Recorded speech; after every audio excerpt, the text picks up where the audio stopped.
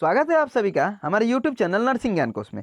मेरा नाम है चंदन और आप देख रहे हैं जीएनएम सेकेंड ईयर वालों के लिए MSN यानी मेडिकल सर्जिकल नर्सिंग पे आधारित मल्टीपल चॉइस क्वेश्चंस के सीरीज को, जिसमें आज हम लोग देखेंगे MSN 2 से कुछ इंपॉर्टेंट मल्टीपल चॉइस क्वेश्चंस को। आशा करते हैं वीडियो समझ में आएगा। अगर वीडियो समझ में आता है तो हमारे चैनल को जरूर सब्सक्राइब कीजिए, साथ ही वीडियो को लाइक तथा अपने दोस्तों में भी जरूर शेयर कीजिए। चलिए बढ़ते हैं आज के पहले क्वेश्चन की तरफ। आज का पहला क्वेश्चन है, हृदय ताल की विकृति को कहते हैं। हृदय में अगर विकृति हो जाए तो उसे हम लोग किस नाम से जानते हैं? पहला है एंडोकार्डाइटिस, दूसरा है रिथमिया, तीसरा है ब्रेडिकार्डिया, तीसरा है टैकीकार्डिया। तो इसे हम लोग डिसरिथमिया के नाम से जानते हैं। हृदय ताल की विकृति को हम लोग डिसरिथमिया बोलते हैं। ठीक है, इसका राइट आंसर है ऑप्शन नंबर बी। अगला क्वेश्चन है, कॉप्लिक स्पॉट को देखा जाता है। जो कॉप्लिक स्पॉट पड़ता है शरीर में वो किस रोग में देखा जाता है? पहला है मिसेल्स, दूसरा है मम्स, तीसरा है चिकन पॉक्स और चौथा है स्मॉल पॉक्स। तो इसे हम लोग मिसेल्स में देखते हैं। जो कॉप्लिक स्पॉट यानी चकता चकता मुंह के अंदर पस जाता है या मुंह पे भी पड़ता है, वो खसरा में दिखाई देता है। ठीक है, तो इसका राइट आंसर है ऑप्शन नंबर ए। अगला क्वेश्चन है, अस्थि मज्जा प्रत्यारोपण में संकेत दिया जाता है। जो बोन मेरो ट्रांसप्लांटेशन होता है वो किस चीज को इंडिकेट करता है? पहला है ल्यूकेमिया को, दूसरा है फ्रैक्चर को, तीसरा है आर्थराइटिस को और चौथा है नॉन ऑफ दिस को। तो इसका राइट आंसर है ल्यूकेमिया को। जो अस्थि मज्जा प्रत्यारोपण है वो ल्यूकेमिया को दर्शाता है। ठीक है, तो इसका राइट आंसर है ऑप्शन नंबर ए। अगला क्वेश्चन है, कैंसर के उपचार की रूपरेखा सभी को शामिल करती है सिवाय, यानी कौन सा ऐसा कंडीशन है जो कैंसर के उपचार में शामिल नहीं होता है? पहला है सर्जरी, दूसरा है कीमोथेरेपी, तीसरा है इम्यूनोथेरेपी और चौथा है वैक्सीनेशन। तो इसका राइट आंसर है वैक्सीनेशन। कैंसर के उपचार में सर्जरी, कीमोथेरेपी और इम्यूनोथेरेपी का उपयोग किया जाता है, लेकिन वैक्सीनेशन का उपयोग नहीं किया जा सकता है, या ये बोले कि कैंसर के उपचार वैक्सीनेशन द्वारा नहीं किया जा सकता है। अगला क्वेश्चन है, टोनोमीटरी डैश को मापने के लिए प्रयोग किया जाता है। जो टोनोमीटर होता है वो किसके मापने के लिए प्रयोग में लाया जाता है? पहला है CSF, दूसरा है CVP, तीसरा है IOP और चौथा है IVP। तो जो टोनोमीटर होता है वो आंख से संबंधित IOP को मापने के लिए प्रयोग में लाया जाता है। तो इसका राइट आंसर है IOP।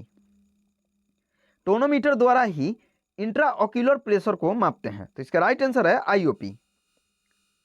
अगला क्वेश्चन है, अवकुंचन की एक जटिलता है, यानी जो अवकुंचन होता है वो किस जटिलता को दर्शाता है? पहला है डायबिटीज मेलाइटिस, दूसरा है हाइपरटेंशन, तीसरा है जलना और चौथा है CCF। तो इसका राइट आंसर है CCF को। जो अवकुंचन है वो CCF को दर्शाता है। इसका राइट आंसर है ऑप्शन नंबर डी। अगला क्वेश्चन है, काली खांसी डैश के रूप में जानी जाती है। जो काली खांसी होती है वो किसके और एक नाम से जाना जाता है? पहला है डिप्थेरिया, दूसरा है पर्ट्यूसिस, तीसरा है मिसल्स, चौथा है मम्स। तो इसका राइट आंसर है पर्ट्यूसिस। जो पर्ट्यूसिस होती है उसी का दूसरा नाम काली खांसी भी जानते हैं। अगला क्वेश्चन है, मलेरिया फैलता है। जो मलेरिया रोग है वो किसके कारण से फैलता है? पहला है वायरस, दूसरा है रिकेट्स, तीसरा है फैलेरिया बैनक्रोफी और तीसरा है प्लाज्मोडियम। तो इसका राइट आंसर है प्लाज्मोडियम। जो मलेरिया रोग है वो प्लाज्मोडियम के कारण से फैलता है। ठीक है, और इसको फैलाने वाला जो कारक होता है वो होता है एनोफिलीज मच्छर। ठीक है, मलेरिया जो रोग है वो एनोफिलीज मच्छर के काटने से फैलता है और जो रोगाणु होता है वो प्लाज्मोडियम होता है। ठीक है, यानी मलेरिया रोग का कारक प्लाज्मोडियम होता है। आगे बढ़ते हैं। अगला क्वेश्चन है, उच्च रक्तचाप के इलाज में शामिल है। जो हाई ब्लड प्रेशर होता है उसके इलाज में क्या देते हैं? पहला है डिजिटालिस, दूसरा है एंटीबायोटिक, तीसरा है डाययूरेटिक और चौथा है एंटी हाइपरटेंसिव। तो इसका राइट आंसर है एंटी हाइपरटेंसिव। जो एंटी हाइपरटेंसिव दवा होते हैं या और मेडिसिन होते हैं उसी को हाई ब्लड प्रेशर के इलाज में शामिल किया जाता है या दिया जाता है। अगला क्वेश्चन है, टोनोमीटर के अंदर के दबाव को नापने में प्रयोग किया जाता है। जो टोनोमीटर होता है वो किसके दबाव को नापने में प्रयोग किया जाता है? तो इसका राइट आंसर है आंख। आंख के IOP को टोनोमीटर मापता है। ठीक है, तो इसका राइट आंसर है ऑप्शन नंबर बी। अगला क्वेश्चन है, हाइपोवोलेमिक शॉक। ठीक है, वैसा शॉक जो वोलेमिक या द्रव पदार्थ के कमी के कारण होता है उसी को हाइपोवोलेमिक बोला जाता है। ठीक है, तो इसका कारण क्या होता है?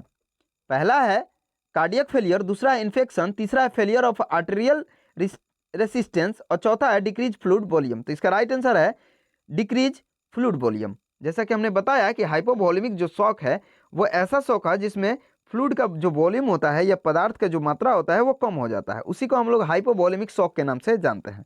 तो इसका राइट आंसर है डी।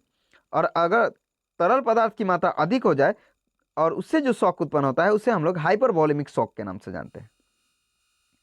अगला क्वेश्चन है भूकंप है। जो भूकंप आता है प्राकृतिक आपदा है वो क्या है? पहला है प्राकृतिक आपदा, दूसरा है कृत्रिम आपदा, तीसरा है क और ख दोनों, और चौथा है कोई नहीं। तो इसका राइट आंसर है प्राकृतिक आपदा। ठीक है, जो भूकंप होता है वो प्राकृतिक आपदा होती है, कृत्रिम जो मानव निर्मित होता है। तो भूकंप मानव निर्मित नहीं हो सकता है, तो इसका राइट आंसर है प्राकृतिक आपदा। अगला क्वेश्चन है कौन सा नैदानिक परीक्षण टाइफाइड बुखार के लिए प्रयोग किया जाता है? ऐसा कौन सा परीक्षण है जो टाइफाइड के बुखार के लिए प्रयोग में लाया जाता है या टाइफाइड को परखने के लिए जांच किया जाता है? तो इसका राइट आंसर है विडाल टेस्ट। ठीक है, जो विडाल टेस्ट होता है वो टाइफाइड फीवर को जांचने के लिए प्रयोग में लाया जाता है। तो इसका राइट आंसर है ऑप्शन नंबर बी।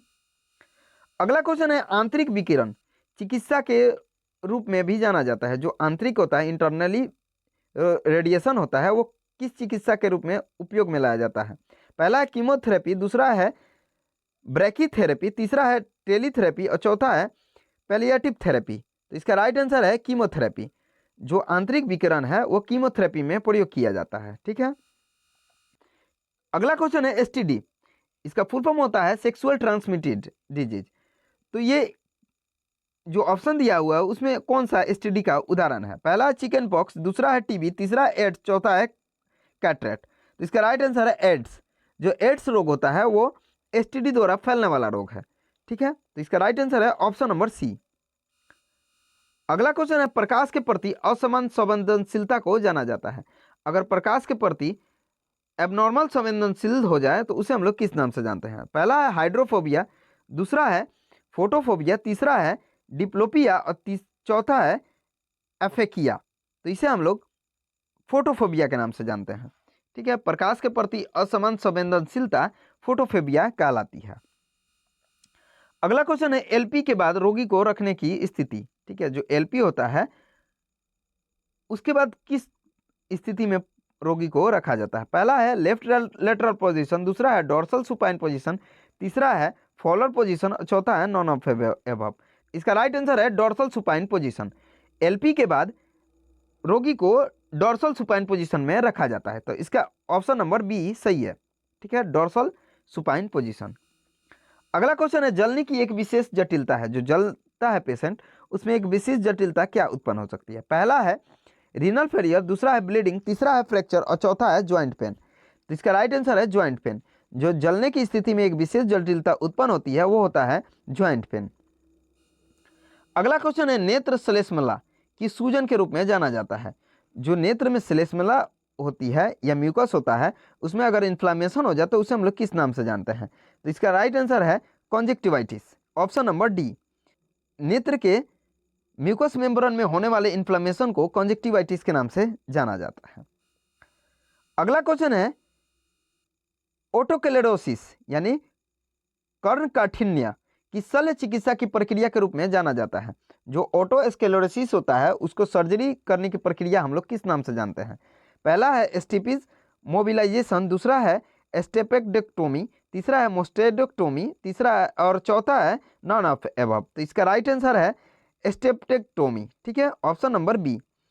जो ओटोस्क्लेरोसिस होता है उसका जो सर्जरी किया जाता है वो स्टेपेक्टोमी कहलाता है। ठीक है, यानी आशा करते हैं वीडियो पसंद आया होगा। अगर वीडियो पसंद आता है तो हमारे चैनल को जरूर सब्सक्राइब कीजिए, साथ ही वीडियो को लाइक तथा अपने दोस्तों में भी जरूर शेयर कीजिए। अगर आप इस वीडियो से संबंधित पीडीएफ को देखना चाहते हैं तो हमारे डिस्क्रिप्शन बॉक्स में लिंक मौजूद है, उस पर आप टैप करके पीडीएफ को देख सकते हैं। आज के लिए बस इतना ही, आज मिलते हैं नेक्स्ट वीडियो में, तब तक के लिए धन्यवाद।